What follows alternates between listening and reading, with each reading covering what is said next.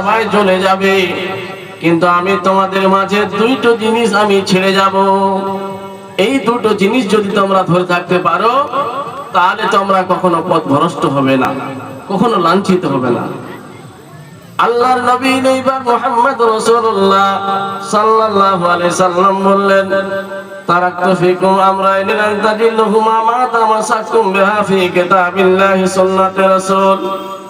আল্লাহর নবী নবী মুহাম্মদ রাসূলুল্লাহ সাল্লাল্লাহু আলাইহি সাল্লাম বললেন যে আমারও মরণ হবে, তোমাদেরও মরণ হবে। কারণ আল্লাহ পাক রব্বুল আলামিন বলছেন, ইন্নাকা মাইতুন ওয়া ইন্নাহুম মাইতুন। হে নবী, আপনারও মরণ হবে এবং তাদেরও মরণ হবে। যে আপনিও মরবেন এবং আপনার পরে যারা আসবে তাদের মরণ হবে। সুতরাং আমরা সকলেই মরণশীল। তো আল্লাহর নবী বলছেন যে আমি চলে যাব, কিন্তু আমি দুটো জিনিস ছেড়ে যাব। এই দুটো জিনিস হচ্ছে কি? একটা হচ্ছে আল্লাহর কোরআন, আর একটা হচ্ছে নবীর হাদিস। যদি আমরা কোরআন ধরে থাকি, কোরআনকে যদি আমরা স্টাডি করি, তাহলে আমরা কখনো অপমানিত হব না, কখনো লাঞ্ছিত হব না। আল্লাহ পাক রব্বুল আলামিন বলছেন, ইন্না হাযাল কুরআনা ইয়াহদি লিল্লাতী হিয়া আকওয়াম।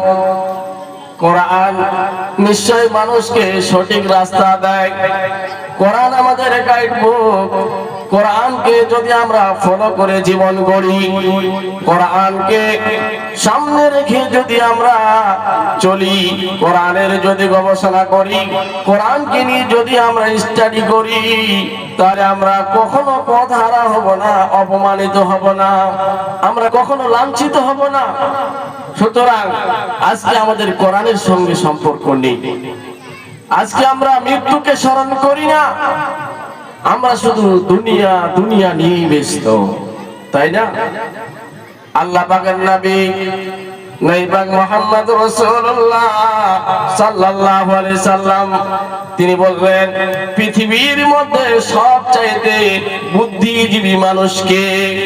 আল্লাহর নবী নবী পাক মুহাম্মদ রাসূলুল্লাহ সাল্লাল্লাহু আলাইহি সাল্লাম বললেন, ও আমার সাহাবারা, তোমরা শুনো শুনো, পৃথিবীর বুকে সবচাইতে বুদ্ধিজীবী মানুষকে।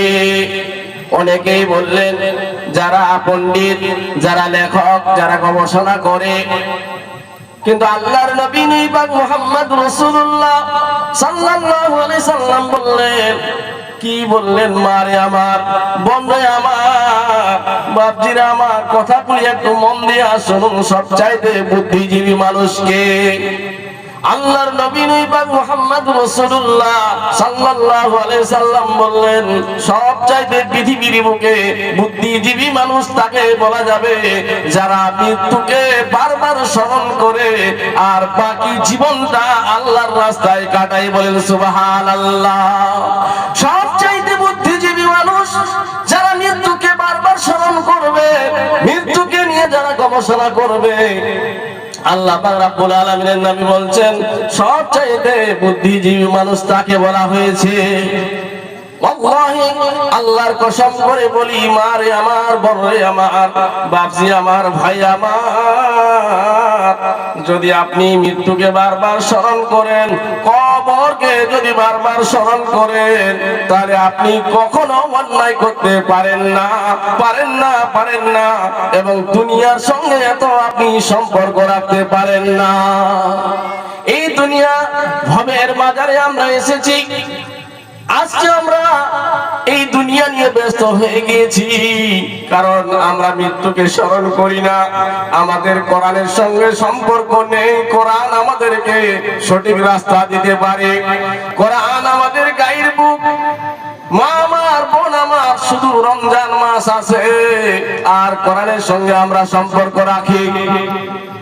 আমার এক ছোট ভাই 100 টাকা দান করেছে। আল্লাহ এই দানকে তুমি কবুল করে নাও। আল্লাহুম্মা সাল্লি আলাইহি, আল্লাহুম্মা বারিক আলাইহি। আমরা রমজান মাস আসলে শুধু কোরআনের সঙ্গে সম্পর্ক থাকে, গুনগুন গুনগুন গুনগুন করে আওয়াজ ভেসে আসে। মারে বোন রে আমার, যারা রমজান মাসে কোরআনগুলোকে পড়ে রেখে দিয়েছেন, এই কোরআন আপনার জন্য বিপক্ষে